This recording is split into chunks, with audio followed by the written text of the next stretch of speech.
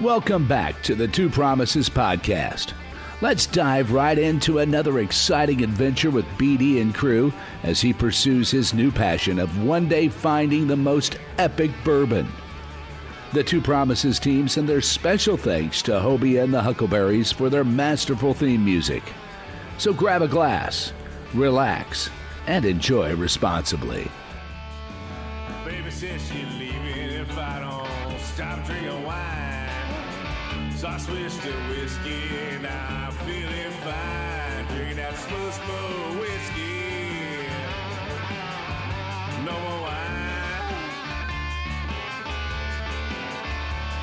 I like straight bourbon.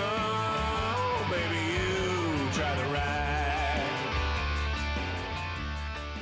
Welcome back. I am so excited to be recording again.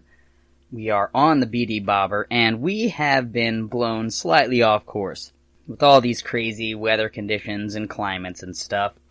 I think that's safe to say that pretty normal for a boat. But luckily, I'm a sailor. I can get us back on course. I'm telling you, it has been just a pretty crazy week. I'm not gonna lie, I feel like I went halfway around the world. It's crazy. So I'd like to get us back on course. And I know we've talked a lot over the last few weeks, month, maybe, about different drinks, about coffees and teas and different health properties of these things. And all the stories of our launch episodes have kind of tied in with those things. So for me, getting us back on course would be getting us back to the bourbon. But as I do that, I'd like to kind of honor the journey that got us here, whether we feel like we were off course or whether we drifted or whatever the climate or the conditions were that got us to here, to today, to right now. I'd like to honor those stories. And I'd like to bring it back into the alcohol realm, right? We've talked about drinks of people's choices, and alcohol. So all of these things that we've talked about through these stages of grief, through these cycles of life, be that death, growth after death, weddings, new life, new births, what it might be. So through those stories, I want to take the time to recenter, refocus, honor ourselves, all of the situations that shaped us, and honor those before us in this life. So the mentors, the people that you have run into that have maybe gone a little bit further down a different road than you have. They may be younger, maybe older, but their experience is different because they've traveled to different places. So once we've honored ourselves and we can honor those before us in this life, those mentors, those people that we can learn from, be it positive, like they taught you in a positive way, or maybe they didn't teach you in the best way, but you still found something positive in it. So I'd like to take the time to honor those before us in our lives, which I think we did very well with those stories. And again, I kind of did it on my Facebook, but I would like to just kind of wish an early happy birthday to the United States Marine Corps for all of their efforts in kind of steering this sailor back on course in a lot of different ways. So I want to say thank you to them, because that's the people in this life right now, the people that are telling this story with us right now, regardless of the path that they're on. And then I'd like to honor our ancestors before us, those people that are no longer with us. So back from our dead, grandparents, brothers, sisters, whatever, what have you, all the way back down that line. But in the course of me drifting off course, or again, whatever, it's how we got here, but I've been able to collect quite a few treasures. So I want to say thank you to everyone that has been involved in sharing their treasures with me, be that their life experiences, their learning, or their knowledge about something that I might know something about, but I could learn more. And also physical treasures that I've been able to accumulate with this new pup. I'm giving myself a little bit of personal freedom to do some retail therapy for me and the pup, and, the beautification of this vessel that I'm trying to restore. So an investment in the future, but also some retail therapy, which was great. So thanks for that. But some of the treasures, I mean, they all just fit so well in this vessel, in this boat, on the BD Bobber. But, like, they're so unique that they just fit me as well. That they fit my story as well. And I find that fascinating and captivating. And they were found at a thrift store, Consignment Classics. So, whosever's stories that these intertwined with before they joined my story, I want to thank you too. And if you find yourself kind of strapped for cash right now, or, you know, you don't have the spending power that you used to, or you're afraid to kind of go out there, but you also need some outlets and you need some ways to kind of get new life for yourself. I mean, I was happy to share a dinner with Emily, I don't know, a night or two ago, whenever it was. But it was more of just stopping by for a conversation to catch up, because we've been different places, and also break bread, if you will, whatever you want to call it. And she was talking about the update she's done for the boat and how she would like to do more, but she's just cautious about spending. And I was like, the secondhand stores, the thrift stores, binge and purge. You know what I mean? Like, go out there, search for things in your price range and your budget and your space range, and then give back, whether that's there or at a free table at like a location near you, or just asking questions of your neighbors of the things, the problems that they're having. And maybe you'll just naturally come across one. And then that's just a great way to make circles instead of lines, or even squiggles. So anyway, I mean, these treasures, I believe, came from probably our ancestors before us, just based on the nature of their craftsmanship and some of the imprints. And while I said I got blown off course and I thought that maybe I almost ended up in Korea, well, maybe it was London, I don't know, because of some of these artifacts. So, to tie back in, after the thank yous, after the connections, I guess a big part of this story, and the thank you to the Marine Corps and all, is that, and the veterans and those before us, particularly me and my life and my perceptive reality, the way I was raised, the way I grew, the way I learned, and then to where I am now, is that all of those different beverages, whether it's tea, alcoholic, non-alcoholic, water, wine, bourbon, gin, rum, gin, whatever, is that the dead drink first. And while BD and the Two Promises podcast did not start the way I envisioned it, I think it was a great way to honor those before us whenever we get back to now. So, the dead drink first. That is a book that I read. Actually, I listened to it on audiobook while I was in a very tough time in my life. And a book that I listened to on audiobook while I was kind of going through like a tougher time in my life. It was definitely, I was toiling inwardly and outwardly. It was definitely one of those years. It was a great drought, a great desert, a great whatever you want to call it, or perhaps even being lost at sea. But the book, I'll try to say the author's name. What the issue I'm having is The Dead Drink First by Dale Maharaj. Maharaj, I don't know how it's pronounced.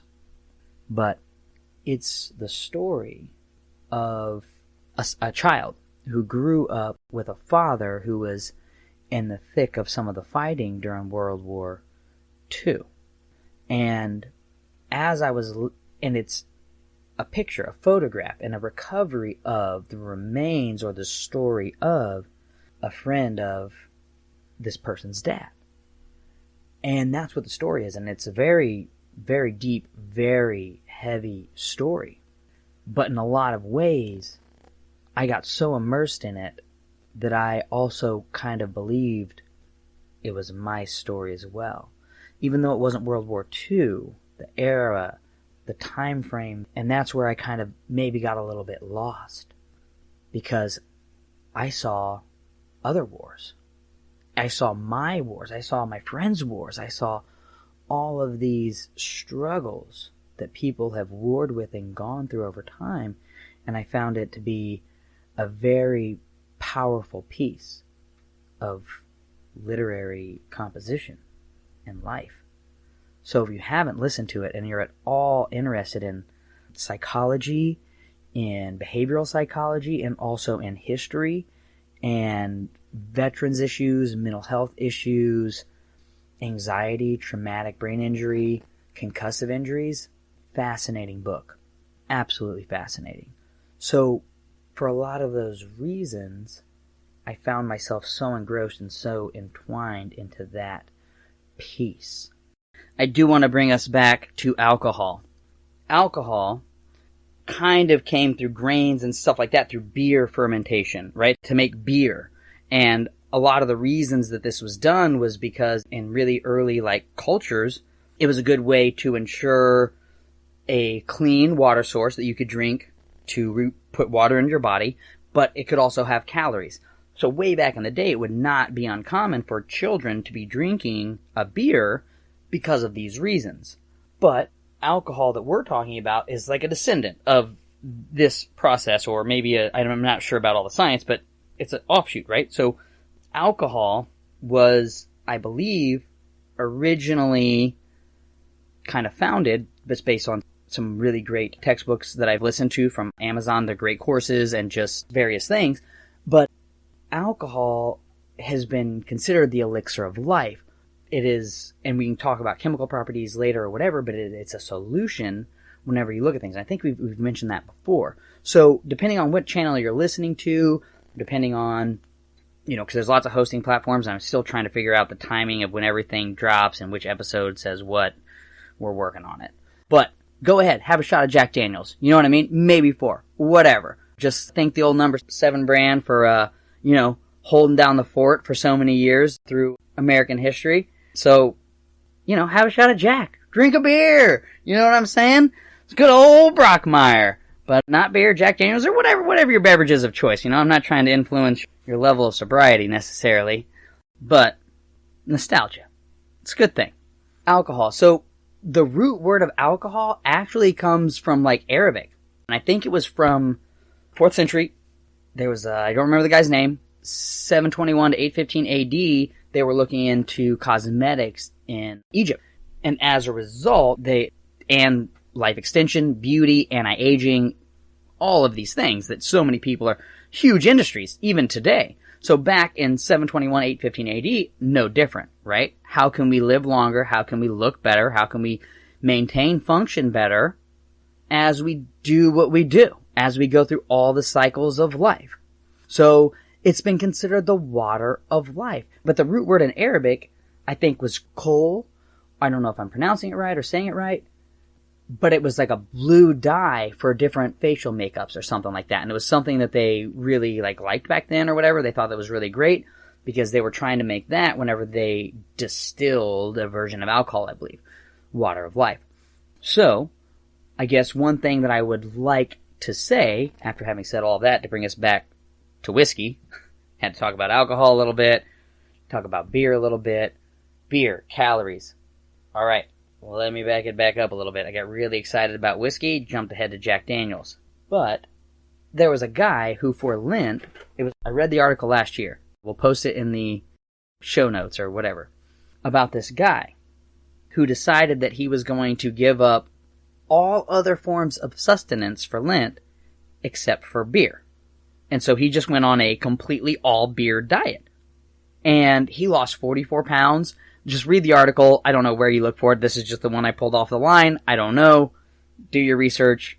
Look it up. I just thought it was a fascinating story. I really enjoyed that story, and it kind of inspired my journey to go back to bourbon and find some of those whiskeys that I just really appreciated and valued the most out of the other ones. And the beauty of life is that our taste buds change as you grow and as you change. And so what I might have liked years ago, I may not be quite as enthralled with. It could come back around in the cycle, who knows, but I can still value and appreciate it. So if we're going to go back to tying it back in, ancestry, our own personal life cycle of growth and development, and mentally, physically, skin, everything. So this guy just drank beer, literally. I don't remember how many days. Read the story. And I got a can of 394 Pale Ale, so Padres are having a heck of a season. So do a little shout out to AleSmith Brewing Company out of San Diego, California, and the 394 Pale Ale, who I was here, Tony Gwynn. Yeah, Tony Gwynn. Yeah, I was here, I think, whenever he retired, but I have trouble with names for a while, but I love pale ales, and they did a good job with this one, absolutely. So, San Diego style pale ale, 394 pale ale, we'll throw that one in. But this guy went on an all freaking beer diet for Lent, and there's monks that do this in Europe, right? That's just how they live. They brew their own booze and they theologize or whatever it is. They be monks. It's pretty freaking cool. So, I joked with some of my friends, I don't know, earlier this year, whenever I started kind of doing the intermittent fasting and working on just finding what my body needed to function, finding what inputs it needed and for what outputs I could gain. And I just joked with my friends that I was trying to change my body's metabolism from sugars or from whatever it's already doing to ethanol. It was a little joke, but it's just fascinating because it tied me back into the story that I read last year. And it tied me back in to now. So, absolutely fascinating. So, with that being said, I think now it's an appropriate time to introduce the theme of Season 1. So, alcohol being a solution, I stated that I was going to launch a solution to COVID on September 13th, 2020. Alcohol being the elixir of life, I would like to request that we, as a collective, make bourbon medicine again. Make bourbon medicine again. Alcohol was originally designed to prolong life, to make the life we live sweeter, more enjoyable, to make it healthier, to make it richer. And there's so many different ways you can enjoy an alcohol. And even throughout United States history, even throughout different eras where alcohol was prohibited or highly tariffed or highly taxed or just stored and waiting, you could still get a prescription for alcohol. And however you used it from there, you could get it. So I find that entirely fascinating.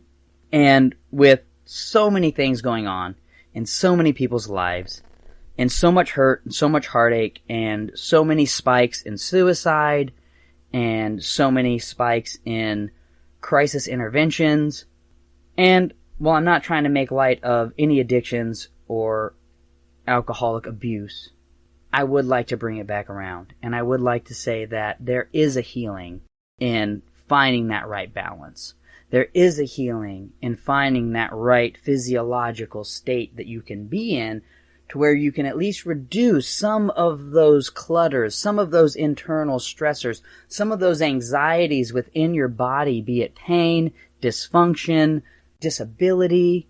But when you find those things that just tone down the noise that our bodies create naturally so that we can experience better the things surrounding us, I think that would be very healthy and freeing for a lot of people. And I believe that because I've listened to so many other people tell me their stories. I've heard the stories. I've lived the stories. And then I made a choice to go down a different story of my own, a different path from anything that I had ever done before. And in that journey, on that path, I discovered something that at least I will claim as a personal truth. What anyone else wants to do with whatever I say next, wildly and totally entirely up to you, and change around the words. Find the right variables to make bourbon medicine again in your life. And I believe you're going to start seeing some very, very powerful changes. So I do want to say thank you all for joining me on my journey to find the medicine that I need to help better exist here on this planet with everyone else. And I want to say thank you for listening in. And if you take some medicine from this show, let us know in a review. Drop it in a Facebook comment. Just hashtag 2promises, whatever. Express gratitude in your own personal way, however you would like to do it. Word of mouth, it doesn't matter. But give a little bit back if you found some medicine, if you found some healing. And, again, substitute some words. Maybe you're not a freaking whiskey person. Wine, water, tea, a breath of fresh air, stretching, a walk in the park, calligraphy. Doesn't matter. Find the medicine. Apply it. Use it. Share it. It's all around us. It's all around us. So, don't be shy. Make bourbon medicine again. Let's do it. All right. Thank you for joining us today on this curious roller coaster of life. If this is your stop, please exit peacefully. Enjoy the rest of your day. If you're ready for another one, just push play. Just a final note before you go, thank you, and thank you for feeling. The distillation and aging process is different for everyone. I'm not quite sure what you're ready for. Sip slowly and enjoy responsibly. Baby says she's leaving if I don't stop drinking wine. So I switched to whiskey and I'm feeling fine. Drinking that smooth whiskey. No more wine.